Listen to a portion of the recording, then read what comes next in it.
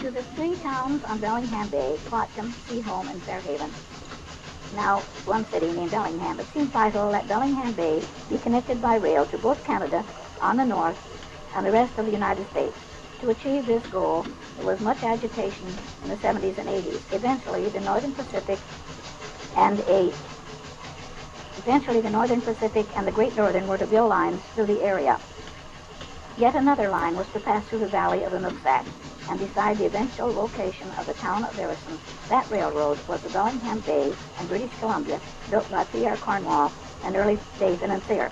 It was a real success from its first trip in November 28, 1891, hauling logs, bricks, and all the produce of the valley. In 1911, the line was sold to the Chicago, Milwaukee, and St. Paul. For many years, this railroad played an important role in the development and prosperity of the area. An important product which the railroad transported for many years was the many, many cars of ore from the quarry east of Sumas to the cement plant in Bellingham. This picture was taken about 1910. As soon as the railroad had come, the town promptly deserted the crossing and moved up to its present location in Everson. Mr. Everson homesteaded land on the north side of what is now Main Street, Everson, from the city limits on the east to Washington Avenue. As the town moved from the crossing to its present site, Mr. Everson sold land for the various businesses which built along the thoroughfare. When a name for the town was selected, what better choice than that of its first citizen? Mr. Everson died in 1915, leaving his remaining land to a nephew, Mr. Helmer Iverson, whose descendants still live in the vicinity. Mr. Everson lies in the little Nooksack Cemetery on a pleasant, small hillside looking toward his town. Mr. Everson was greatly beloved by the people in Everson. In fact, he gave land for the streets and gave many people land to build on, and was a real benefactor. And when he had a birthday, I don't recall which birthday it was, but this was about 1890, the whole town gathered for his birthday party. In Everson, anything that happened was an event for celebrating, and everyone turned out. The couple seated on the left, the second row, are Mr. and Mrs. William Jones. Mr. William Jones was a long-time teacher in Everson, a long-time member of the school board.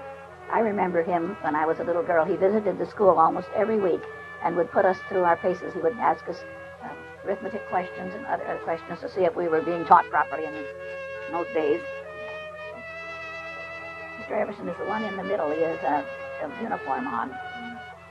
Now, this is about the earliest view of Everson that I have, and I really don't know much about it, excepting that it looks east from about where the railroad track crosses the main street. But the next one will show you more. Now, this is one from about the same place and shows the very, very early buildings in Everson. And where the railroad track is, we're standing about where the railroad track is, and in the early days that was built up very high because this land Everson was nothing really but a swamp, a cranberry swamp. And when I was a little girl, there were still a few wild cranberry trees growing around here and there, but they're all gone now. And when my husband was building the store across the street, they found a big cedar log buried about 6 or 8 feet deep, where it had fallen. Is the road here? The railroad was. The road that we're looking at here? Imagine we're standing about on the railroad track. Right. And looking. And right directly in front of us is a bridge. Yes, And then does the road turn to dirt, or does it stay wooden? Is it dirt or wood? Oh, it was dirt, I think, in those very early days, because I came to Everson in. First house is a barber shop now. I came On the right. I came to Everson in 1914, and it wasn't paved. It was just a gravel road. But in the early days, the road was the earliest road was raised up, and all the houses were down lower. You had to have a little sidewalk to get over to your house. The city ran out on both sides? No, it just was one long street. I mean, where the house was, the private house? Oh, the houses were on the other street. They had through streets. Not very many of them, but some. All right, now this is taken from, this is a little bit later and a little bit closer to all these streets. And this was taken about from, if you imagine yourself standing in front of the City Hall.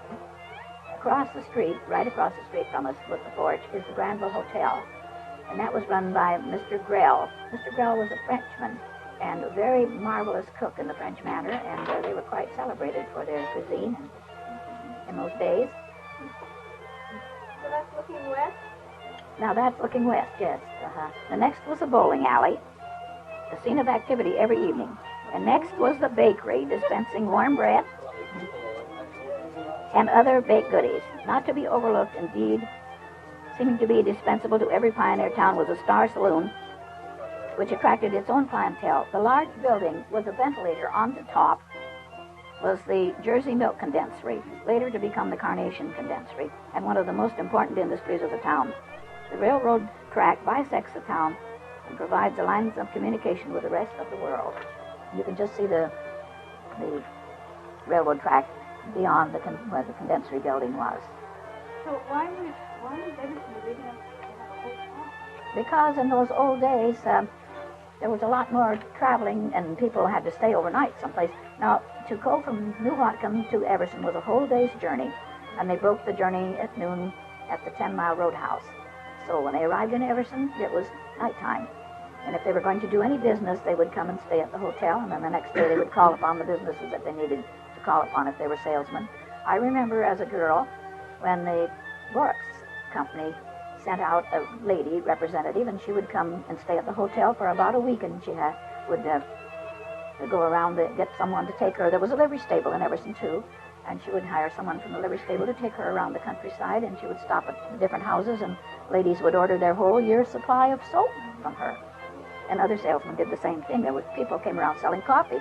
I don't know if any of you are old enough to remember the Arbuckle coffee that came around and sold coffee, and if you bought a pound of coffee, you got a stick of striped candy. That was wonderful. Yeah.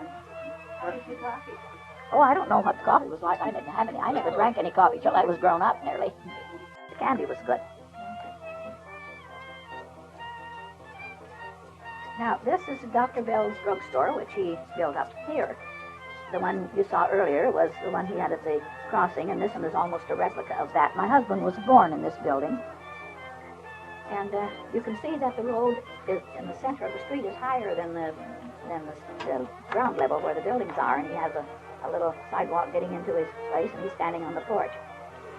Looks like it'd be pretty dangerous going over there because it's kind of rickety looking. Maybe he's waiting for someone to break a leg.